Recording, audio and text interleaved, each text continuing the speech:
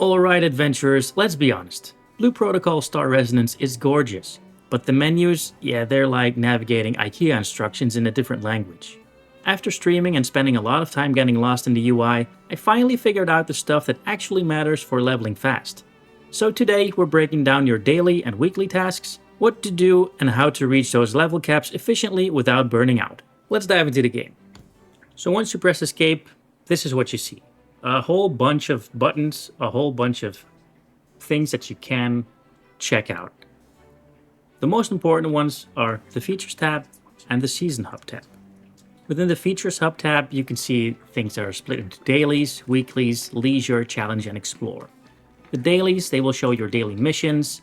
They will show the unstable space. You can do these twice a day. The boss hunts you can do twice a day. You can see it with the attempts. There are 2 left. Same for the elite hunts.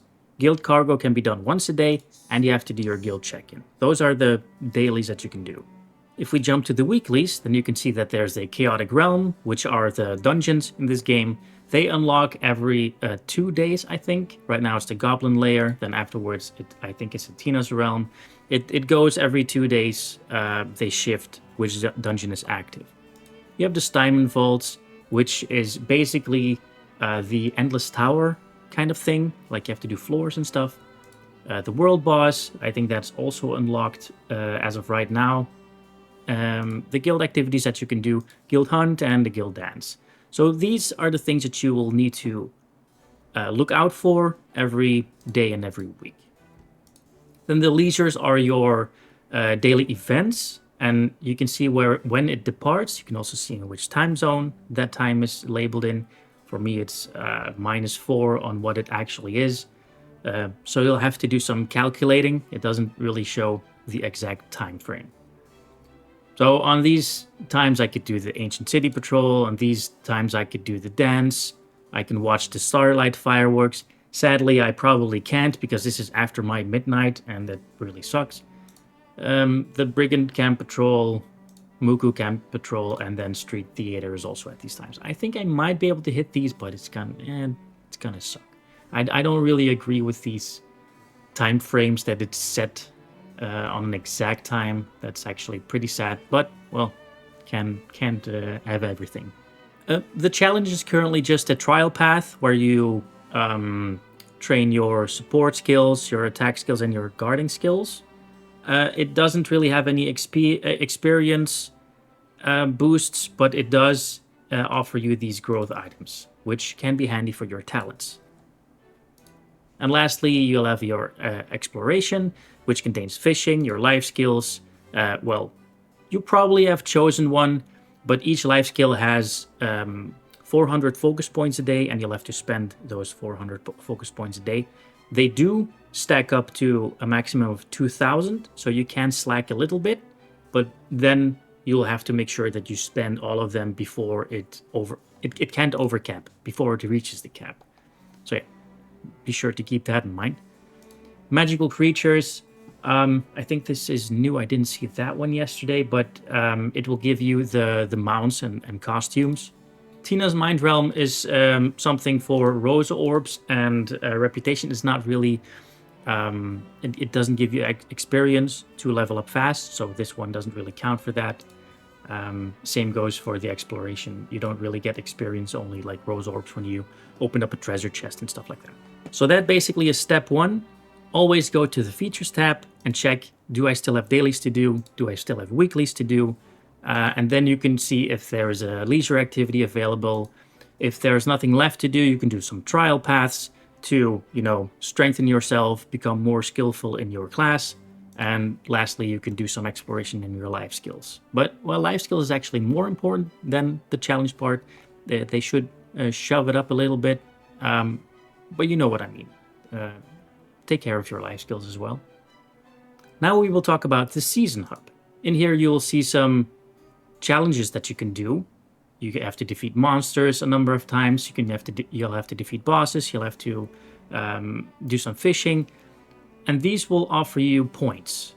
You can see that these can be repeated, so you can defeat bosses as many times as you want. You can defeat monsters as many times as you want. So basically for the defeat monsters, you could do auto battle in an area where there's a lot of monsters and just farm this. But the goal for this window is to basically hit 200 points, because at 50 you will gain 2 million experience, at 100 2 million experience, and at 200 another 2 million. So 6 million for only doing these, and you can get this daily. And as you can see right here, the consume focus. If I just consume 100 focus, I already have 200 points. So I don't have to do a lot. If I don't have much time, then you can just focus on these. You can defeat an elite and you get 50 points. In this case, I got a 400% one. This is not every day, keep that in mind, but you can change which recommendation you get. For me, it's the focus one. This is perfect. I just go mine like 5 times, I think, and then I get the 200 points. Excellent. Also, whenever you get these milestones, you will get these Season 1 points, and they can be spent in the Season store. And these have a weekly limit, a monthly limit, weekly limit. So basically what you could do is just farm up some points and buy these weekly if you need them. And just keep an eye on the store, because they do have some nice materials that you will need in the future. And that's basically it for what you need to look out for when you're playing Star Resonance on a daily basis or on a bi-daily basis. It doesn't really matter. You do you. Don't focus on what other people are doing, because this is a server that has opened yesterday and will be open for a long time.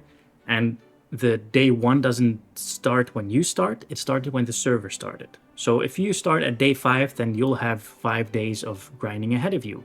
You might be a couple of levels below the average at that point, because they have been able to use the focus points and stuff like that to level up a bit faster. But in general, there's no real system where people are ahead of you because they paid for it or anything. So keep that in mind as well. As you can see, I almost hit level 21 yesterday. That was day 1.